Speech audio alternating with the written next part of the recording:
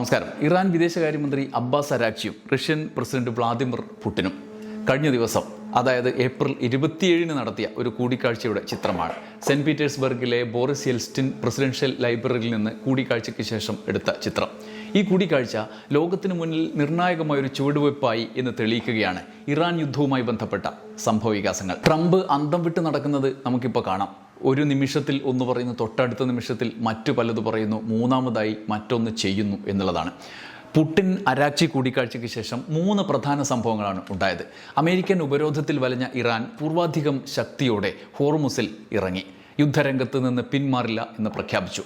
Mojtaba Khamenei US-ന്റെ ഇടം കടലിനടിയിലാണ് എന്ന് പ്രഖ്യാപിച്ച് രംഗത്തെത്തി. എല്ലാത്തിനുമുപരി പുടിൻ ട്രംപിനെ വിളിച്ചു. സംഗതി അലമ്പാകുമെന്ന് ട്രംപിന് ഉറപ്പായി. ഇതോടെ ട്രംപും സ്വന്തം കളികൾ കളിക്കാൻ തുടങ്ങി. അതിലൊടുവിലെത്തിയത് സ്വന്തം രാജ്യത്തെ തിരിച്ചടി മറികടക്കാൻ കൂടി ലക്ഷ്യമിട്ടുള്ള പ്രഖ്യാപനമാണ്. യുദ്ധം തീർന്നു എന്ന പ്രഖ്യാപനം നടത്തിക്കളഞ്ഞു ട്രംപ്. അതാണ് ഇപ്പോൾ ലോകം ചർച്ച ചെയ്യുന്നത്. ഇറാനുമായുള്ള ശത്രുതയും സൈനിക നടപടികളും അവസാനിപ്പിച്ചതായി ട്രംപ് നടത്തിയ പ്രഖ്യാപനം കേട്ട് ലോകം ആദ്യം ഒന്ന് അമ്പരന്നു. വെള്ളിയാഴ്ച US കോൺഗ്രസ് അംഗങ്ങൾക്ക് അയച്ച കത്തിലായിരുന്നു ഫെബ്രുവരി 28 ആരംഭിച്ച യുദ്ധം അവസാനിപ്പിച്ചതായി ട്രംപ് പറഞ്ഞത്. വെടിനിർത്തലിന് ശേഷം ഇറാനുമായി വെടിവെപ്പുണ്ടായിട്ടില്ല എന്നും കത്തിൽ വിശദീകരിച്ചു. എന്നാൽ ട്രംപിന്റെ കുതന്ത്രമായിരുന്നു അത് എന്ന് വ്യക്തമാക്കുന്ന വിശദാംശങ്ങളാണ് പിന്നാലെ വന്നത്. യുദ്ധം തുടരാൻ US പാർലമെന്റിന്റെ അനുമതി ആവശ്യമില്ല എന്ന് സ്ഥാപിക്കാനുള്ള നീക്കമായിരുന്നു അത്രേ ട്രംപിൻ്റേത്. അതെങ്ങനെയാണ് എന്ന് വെച്ചാൽ 1973 വാർ പവേഴ്സ് റെസൊല്യൂഷൻ പ്രകാരം കോൺഗ്രസിന്റെ, അതായത് US പാർലമെന്റിന്റെ അനുമതി ഇല്ലാതെ പ്രസിഡന്റിന് സ്വയം തീരുമാനിച്ച ഒരു സൈനിക നടപടി അല്ലെങ്കിൽ ഒരു യുദ്ധം 60 ദിവസത്തിനപ്പുറം കൊണ്ടുപോകാൻ കഴിയില്ല. ഒരു എമർജൻസി ഘട്ടത്തിൽ ഒരു സൈനിക നടപടി എടുക്കാം, പക്ഷേ അത് 60 ദിവസത്തിലും അപ്പുറത്തേക്ക് നീളുന്ന തരത്തിലേക്ക് കൊണ്ടുപോകാൻ പറ്റില്ല. ഒറ്റക്ക് തീരുമാനിച്ചു. അതിനിടയിൽ കോൺഗ്രസിൻ്റെ അനുമതി വേണം. ഇറാൻ യുദ്ധം 2 മാസ കാലയളവിലേക്ക് കടക്കുകയാണ്, 60 ദിവസത്തിലേക്ക് കടക്കുകയാണ്. അപ്പോൾ കോൺഗ്രസിനെ മറികടന്ന് യുദ്ധം തുടരാനുള്ള ട്രംപിൻ്റെ നിയമപരമായ കാലാവധി അവസാനിക്കാറായി എന്നർത്ഥം. അതായത് ഇറാൻ യുദ്ധം ട്രംപിൻ്റെ ഡിപ്പാർട്ട്മെൻറ്റ് സ്വയം തീരുമാനിച്ചിറങ്ങി തിരിച്ചതാണ്. US കോൺഗ്രസിൻ്റെ പാർലമെൻറ്റിൻ്റെ അനുമതി ഇല്ലാതെ തീരുമാനിച്ചതാണ്. ഇനിയും അത് തുടരണമെങ്കിൽ US പാർലമെൻറ്റിൽ കൊണ്ടുവരണം, എന്നിട്ട് പാസ്സാക്കണം. പക്ഷേ അങ്ങനെ പാസ്സാക്കാൻ പോയാൽ അത് പാസ്സാകില്ല എന്ന നിലവിലെ സാഹചര്യമുണ്ട്. റിപ്പബ്ലിക്കൻസ് തന്നെ പൂർണ്ണമായിട്ടും ട്രംപിനെ പിന്തുണക്കുന്നില്ല. ഡെമോക്രാറ്റുകൾ ഒന്നാകെ എതിരാണ്. രാജ്യം തന്നെ ട്രംപിന് എതിരാണ്, യുദ്ധത്തിനെതിരെ ഭൂരിഭാഗവും എന്നുള്ളതാണ്. ഈ ഘട്ടത്തിൽ ഈ യുദ്ധം തുടരാനുള്ള അനുമതി 60 ദിവസത്തിനപ്പുറം പോവുകയാണെങ്കിൽ സൈനിക നടപടി തുടരാനുള്ള അനുമതിയുമായി US കോൺഗ്രസിലേക്ക് പോയി കഴിഞ്ഞാൽ പരാജയപ്പെടും. അപ്പോൾ എന്ത് വേണം? അതിനുള്ള തന്ത്രം അദ്ദേഹം സ്വീകരിച്ചു. വെടിനിർത്തൽ നിലവിലുള്ളതിനാൽ യുദ്ധം അവസാനിച്ചു എന്ന് പറയുക. അങ്ങനെയാണ് 60 ദിവസത്തിന് മുമ്പ് യുദ്ധം അവസാനിപ്പിച്ചു എന്ന ഔദ്യോഗികമായൊരു തീരുമാനത്തിൽ എത്തിച്ചുകൊണ്ട് മുന്നോട്ട് പോകാൻ തീരുമാനിച്ചത്. അങ്ങനെ US കോൺഗ്രസിലെ അംഗങ്ങൾക്ക് കത്തയച്ചു. അപ്പോൾ അവസാനിപ്പിച്ചു കഴിഞ്ഞാൽ വീണ്ടും തുടരാലോ, കുറച്ച് ദിവസം കഴിഞ്ഞാൽ വീണ്ടും തുടരും, പിന്നെ 60 ദിവസത്തിനുള്ളിൽ ഇങ്ങനെ അവസാനിപ്പിച്ചാൽ മതിയല്ലോ.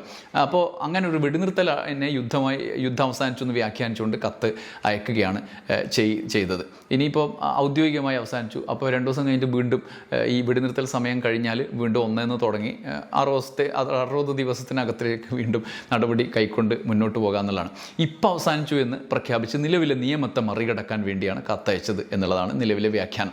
എന്നാൽ സൈനിക നടപടി അവസാനിച്ചിട്ടില്ലെന്നും വെടിനിർത്തൽ നിലവിലുണ്ട് എന്നും നിയമത്തിൽ വെടിനിർത്തലിനെ കുറിച്ച് പരാമർശമില്ല എന്നും അതുകൊണ്ട് ട്രംപിൻ്റെ വാദം തെറ്റാണെന്നുമാണ് ഡെമോക്രാറ്റിക് പാർട്ടി നേതാക്കൾ രംഗത്തെത്തി വിശദീകരിക്കുന്നത്. ഇറാൻ എണ്ണക്കപ്പലുകൾ അമേരിക്ക ഇപ്പോഴും തടയുന്നുണ്ട്. സൈനിക നടപടിയുടെ തുടർച്ചയായിട്ടുള്ള ഉപരോധം തുടരുകയാണ്. അതുകൊണ്ട് ശത്രുത അവസാനിച്ചു, യുദ്ധം അവസാനിച്ചു എന്ന് പറയാനാകില്ല എന്നാണ് വിമർശനം. യുദ്ധം അവസാനിപ്പിക്കാനുള്ള പ്രതിപക്ഷത്തിൻ്റെ സമ്മർദ്ദങ്ങളെ തടയാനുള്ള നീക്കമായിട്ടാണ് ട്രംപിൻ്റെ കത്ത് സമഗ്രമായി വിലയിരുത്തപ്പെടുന്നത്. യുദ്ധം അവസാനിച്ചു എന്ന് ഒരു ഭാഗത്ത് ഇങ്ങനെ പ്രഖ്യാപിച്ച ട്രംപ് സമാധാന ചർച്ചകൾക്കായി ഇറാൻ മുന്നോട്ട് വെച്ച നിർദ്ദേശങ്ങൾ അംഗീകരിക്കില്ല എന്ന് സമാന്തരമായി പറഞ്ഞിട്ടും ഉണ്ട്. നിലവിലെ താൽക്കാലിക വെടിനിർത്തൽ തുടർന്ന് സ്ഥിരമാക്കുന്നതിനും യുദ്ധം അവസാനിപ്പിക്കുന്നതിനും പാകിസ്ഥാൻ മുൻകൈയെടുത്ത് നടത്തുന്ന 2ാം വട്ട ചർച്ചയ്ക്കായി ഇറാൻ മുന്നോട്ട് വെച്ച സമാധാന നിർദ്ദേശങ്ങളിൽ താൻ തൃപ്തനല്ല എന്നാണ് ട്രംപ് ഒടുവിൽ പറഞ്ഞത്. പാകിസ്ഥാൻ വഴി സമർപ്പിക്കപ്പെട്ട നിബന്ധനകൾ അംഗീകരിക്കാൻ കഴിയാത്തതാണ്. അവർക്കൊരു കരാറിൽ ഏർപ്പെടാൻ താല്പര്യമുണ്ട്, പക്ഷേ എനിക്കതിൽ തൃപ്തിയില്ല. ഇറാൻ്റെ സേനാബലം ഏറെക്കുറെ തകർന്ന അവസ്ഥയിലാണ്. അതുകൊണ്ട് അവർ കരാറിന് ശ്രമിക്കുകയാണ്. ഇറാൻ ചിതറിക്കിടക്കുന്ന അവസ്ഥയിലാണ്. അവർ പല ഗ്രൂപ്പുകളായി വിഭജിക്കപ്പെട്ടു. ആണവായുധം വികസിപ്പിക്കാൻ ഇറാൻ ഒരു കാരണവശാലും അനുവദിക്കില്ല എന്നാണ് ട്രംപ് പറയുന്നത്. എന്നാൽ യുറേനിയം സമ്പുഷ്ടീകരണം അടിസ്ഥാന ആവശ്യങ്ങൾക്കുള്ളതാണ് എന്നും അതിനുള്ള അവകാശം US അംഗീകരിക്കണം എന്നുമുള്ള നിലപാടാണ് ഇറാനുള്ളത്. സമാധാനപരമായ ആവശ്യങ്ങൾ ആവശ്യങ്ങൾക്കാണ് ഇത് എന്നും ആണവായുധ നിർമ്മാണത്തിന് അല്ല എന്നും അവകാശപ്പെടുമ്പോഴും US അത് അംഗീകരിക്കുന്നില്ല. ആണവായുധ നിർമ്മാണത്തിനാണെന്ന് ട്രംപ് തിരിച്ചാവർത്തിക്കുകയും ചെയ്യുന്നു. അത് നിർത്തണം, യുറേനിയം അവിടെ മാറ്റണം എന്നുമാണ് അവരുടെ ആത്യന്തികമായ ആവശ്യം. നിലവിലും അത് തന്നെ തുടരുകയാണ്. ഇതിനിടെ ഭീഷണിപ്പെടുത്തുന്ന സമീപനവും പ്രകോപനപരമായ നടപടികളും ട്രംപും US-ഉം ഉപേക്ഷിക്കുകയാണെങ്കിൽ നയതന്ത്രത്തിന് തയ്യാറാണ് എന്ന് അബ്ബാസ് അരാക്ചി പറഞ്ഞു. ഏത് ഭീഷണിക്കെതിരെയും രാജ്യത്ത് സംരക്ഷിക്കാൻ ഇറാൻ സായുധ സേന സജ്ജമാണെന്നും വിദേശകാര്യമന്ത്രി പറഞ്ഞു. ഇറാനെതിരായ സൈനിക നടപടിക്ക് അമേരിക്ക അടുത്ത നീക്കം ആരംഭിച്ചു എന്ന റിപ്പോർട്ടുകളും പുറത്തു വന്നിട്ടുണ്ട്. 6500 ടൺ യുദ്ധസാമഗ്രികൾ ഇസ്രായേലിലേക്ക് അയച്ച US നടപടി യുദ്ധം തുടരാനുള്ള നീക്കമാണെന്നാണ് വിലയിരുത്തുന്നത്. ഏപ്രിൽ 13 ആരംഭിച്ച നാവിക ഉപരോധത്തിൻ്റെ തുടർച്ചയായി സൈനിക നടപടി സംബന്ധിച്ച് വിശദമായ report US central command president Donald ട്രംപിന് കൈമാറിയപ്പോഴാണ് ഭാവി നടപടി സംബന്ധിച്ച വിശദാംശങ്ങൾ പുറത്തു വന്നത്. അതിൻ്റെ തുടർച്ചയായാണ് 6000 ടണ്ണിലധികം ആയുധങ്ങളും സൈനിക സാമഗ്രികളും US ഇസ്രായേലിലേക്ക് അയച്ചെന്ന റിപ്പോർട്ടുകൾ പുറത്തു വന്നത്. എന്നാൽ പുടിനുമായുള്ള അരാക്ചിയുടെ കൂടിക്കാഴ്ചയും പുടിൻ ട്രംപിനോട് ചർച്ച നടത്തിയതും ഇതിനോട് ചേർത്ത് വായിക്കേണ്ടതുണ്ട്. യുദ്ധം അവസാനിപ്പിക്കാൻ തയ്യാറായില്ല എങ്കിൽ റഷ്യയുടെ പിന്തുണയോടെ ഇറാൻ മുന്നോട്ട് പോകുമെന്ന ആശങ്കയാണ് US-ന് ഉള്ളത്. ആ സാഹചര്യത്തിലാണ് പെട്ടെന്നുള്ള മാറ്റിമറിച്ച നിലപാടുകളുമായിട്ട് ട്രംപ് മാറി വരുന്നത്. അതിനിടെ വാഷിംഗ്ടൺ പോസ്റ്റ്, ABC, ഇപ്സോസ് എന്നിവർ സംയുക്തമായി നടത്തിയ സർവേ റിപ്പോർട്ട് ട്രംപിന് കനത്ത ആഘാതമായി. ഇറാൻ യുദ്ധത്തിൽ ട്രംപിൻ്റെ നടപടിക്കെതിരെ അമേരിക്കൻ ജനതയിൽ വലിയ എതിർപ്പ് രൂപപ്പെടുകയാണ് എന്ന് വ്യക്തമാക്കുന്നതാണ് സർവേ.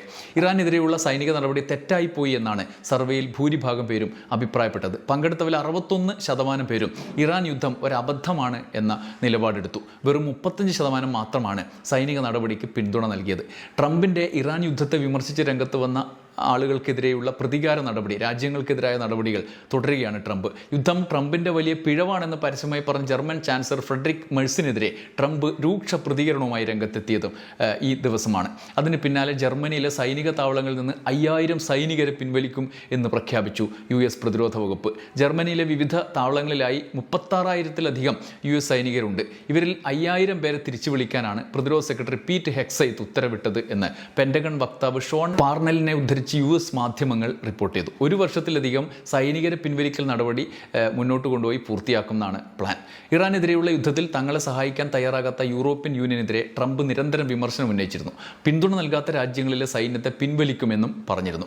അതത് രാജ്യങ്ങളുടെ സുരക്ഷിതത്വത്തിന് US-ന്റെ വാഗ്ദാനങ്ങളാണ് അവിടങ്ങളിലെ സൈനിക താവളങ്ങൾ. എന്നാൽ അമേരിക്ക അത് പലപ്പോഴും സ്വന്തം ആവശ്യത്തിനാണ് ഉപയോഗിക്കുന്നതെന്ന് മാത്രമല്ല, സൈനിക താവളങ്ങളുള്ള രാജ്യങ്ങൾക്ക് അപകടമുണ്ടാകും വിധത്തിൽ അവ മറ്റു രാജ്യങ്ങൾക്കെതിരെ ഉപയോഗിക്കുകയും ചെയ്യുന്നു. ഇറാൻ യുദ്ധത്തിൽ GCC രാജ്യങ്ങളിലെ സൈനിക താവളങ്ങളാണ് പ്രധാനമായി ഉപയോഗിച്ചത്. അവയിൽ ഭൂരിഭാഗവും ഇറാൻ തകർക്കുകയും ചെയ്തു. അതിൻ്റെ ഭാഗമായി അതത് രാജ്യങ്ങൾക്കും ബുദ്ധിമുട്ടുണ്ടായി. ഇറാൻ യുദ്ധത്തിൽ തങ്ങളുടെ രാജ്യത്തുള്ള സൈനിക താവളങ്ങൾ ഉപയോഗിക്കരുത് എന്ന് ആവശ്യപ്പെട്ടതിനെ തുടർന്ന് ബ്രിട്ടൻ അടക്കമുള്ള രാജ്യങ്ങൾക്കെതിരെ നേരത്തെയും പ്രതികാര നടപടികൾ സ്വീകരിച്ചിരുന്നു. ഈ സാഹചര്യത്തിലാണ് ജർമ്മനിക്കെതിരായ നീക്കം. എന്നാൽ ഇറാൻ യുദ്ധത്തിൻ്റെ ട്രംപിൻ്റെ നീക്കങ്ങൾ പാശ്ചാത്യ രാജ്യങ്ങൾക്ക് ആകെ അതൃപ്തി ഉണ്ടാക്കിയിട്ടുണ്ട്.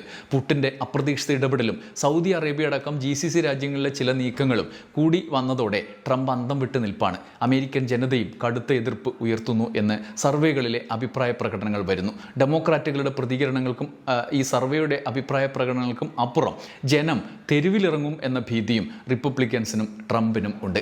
ഈ സാഹചര്യത്തിൽ യുദ്ധം നിർത്തിയെന്ന താൽക്കാലിക പ്രഖ്യാപനത്തിലൂടെ കണ്ണിൽ പൊടിയിടാനാണ് ട്രംപ് ശ്രമിച്ചത് എന്ന കാര്യം കൂടി ജനത്തിന് മനസ്സിലായി. അത് കൈയോടെ പൊളിഞ്ഞു എന്നതാണ് ഒടുവിലത്തെ ഫലം.